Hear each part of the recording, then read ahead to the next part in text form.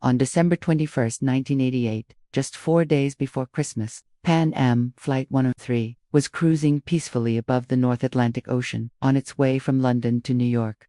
On board the double-decker Boeing 747 were families, students, and holiday travelers eager to start celebrating the season back home. But at 7:03 p.m. London time, the plane exploded over the small Scottish town of Lockerbie, changing aviation history forever. Hello and welcome to this channel where we share with you the stories of great disasters so you can learn about them. Today's video is all about the bombing of Pan Am Flight 103. So if you are interested in such topics, then be sure to subscribe and hit that bell icon so you don't miss out on any of our future videos. Scene setting: Flight 103 started off like any other flight.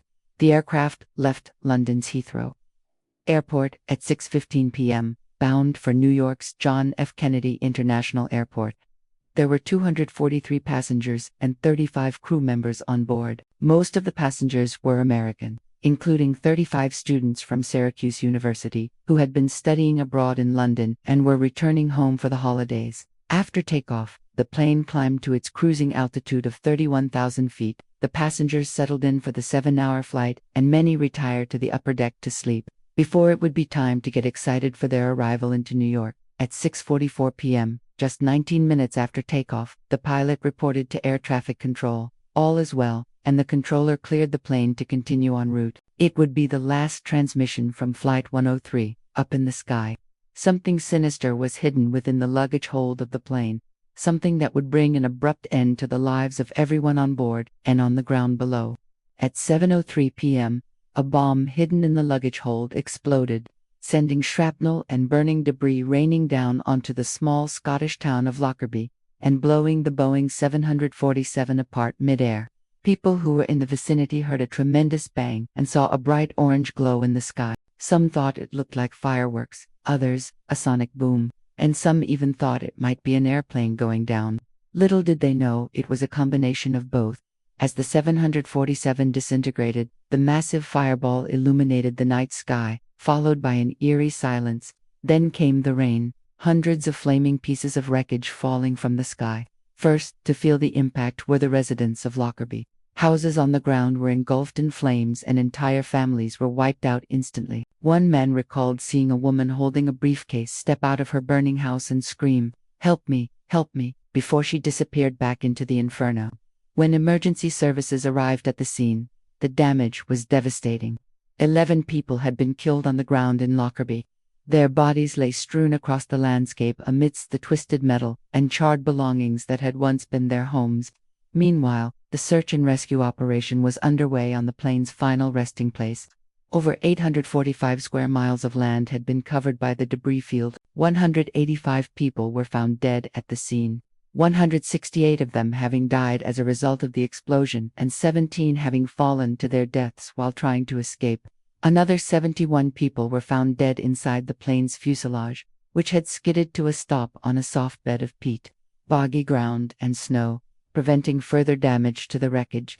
Back at Heathrow, the families waiting for their loved ones started getting worried. As the hours passed without word of what had happened to Flight 103, they gathered in the terminal, calling out the names of their loved ones. Eventually, officials arrived to break the devastating news that all on board had perished. The death toll included 35 students from Syracuse University. It was the worst mass casualty incident in the school's history. The pain and confusion felt by those who lost someone in the disaster is immeasurable. Parents cradled the mementos their children had taken with them on the trip, knowing they would never see them again. A young woman named Susan Justica wept uncontrollably as she clutched the teddy bear her boyfriend had brought with him on the flight. He had intended to give it to her when he returned. Instead, she was laying a wreath at his grave. It soon became clear that the world had been rocked by one of the deadliest aviation terror attacks in history. But how had the plane been brought down? The cause of the crash was a bomb. But who had put it there, and why? What became known as the Lockerbie bombing would lead to a lengthy investigation that involved more than £100 million worth of equipment and countless personnel. Investigators combed through the wreckage searching for clues. They eventually found a suitcase that contained fragments of clothing that matched those worn by airline staff, along with traces of the explosive used in the bombing. This evidence pointed to one conclusion: The bomb had been placed in the luggage hold of the plane at Frankfurt Airport. But why? Early on, investigators believed the bomb was planted by the Irish Republican Army in retaliation for British involvement in Northern Ireland. But when forensic tests revealed that the bomb contained no plastic explosives commonly used by the IRA, this theory was quickly discarded.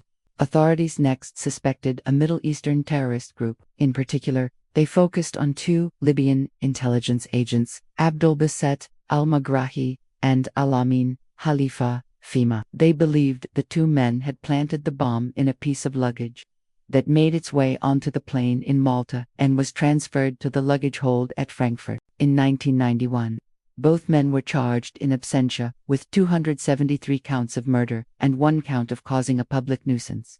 They were tried in the Netherlands because Libya refused to extradite them. The trial lasted 9 months and was the longest in Scottish legal history, but neither man took the stand to defend himself. Despite a lack of physical evidence directly linking the two men to the crime, Megrahi was convicted of all 273 counts and sentenced to life in prison with the possibility of parole after 20 years. Fahima was acquitted of all charges and released. Megrahi always maintained his innocence and served 8 years before being released on compassionate grounds due to his terminal prostate cancer. He died in 2012. The bombing had a profound impact on aviation security and led to major changes at airports around the world. Security measures were stepped up and new technology was developed to better screen baggage and detect explosives. Perhaps the most significant change was the introduction of the explosive trace detection system, which uses swabs and a special chemical process to detect trace amounts of explosives on a person or in their belongings. This innovation has since saved countless lives. For the people of Lockerbie, Christmas would never be the same again. Every year in late December, the town comes together to remember the victims and those still missing. At the nearby Drifesdale Cemetery, rows upon rows of white headstones mark the final resting places of those who lost their lives in the bombing. A lone piper plays mournful tunes as townspeople and family members of the victims gathered to pay their respects. Flowers are laid at the foot of the gravestones and prayers are said. The annual memorial service is a chance for the community to come together and grieve for those who were lost. It's also a chance to remember the strength and resilience of the human spirit in the face of unimaginable tragedy. In the years since the bombing, the town of Lockerbie has worked hard to rebuild its shattered community. But the scars of that day will never be forgotten. The bombing of Pan Am Flight 103 was a terrible tragedy that should never have happened. The loss of life was immeasurable, and the impact on the families and friends of those who were killed is still felt today. But in the aftermath of the bombing, the world came together to find justice for the victims, and to make sure that such a tragedy would never happen again. The legacy of Lockerbie lives on, not just in the memorials and museums dedicated to the victims, but in the hearts and minds of those who remember. And that's all for today's video. What are your thoughts on the bombing of Pan Am Flight 103? Share your thoughts in the comment section below. If you haven't subscribed yet, then please do so. Also hit that bell icon so you won't miss any of our future videos. Thank you for watching, and we'll see you in the next one.